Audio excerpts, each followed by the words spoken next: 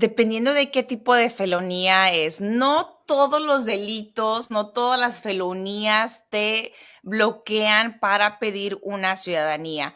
Puede ser que no vayas a tener ningún problema para pedir una ciudadanía, pero también puede ser que vayas a tener problema de que te pongas ya en un proceso de deportación y te puedan quitar tu residencia. Es muy, muy importante siempre, si tú tienes un delito, has tenido arrestos, sentencias penales, que tú consultes con un abogado antes de ingresar cualquier petición de ciudadanía o de residencia, porque puede ser un riesgo al momento que tú apliques y si te niegan, te pueden llegar a poner en un proceso de deportación.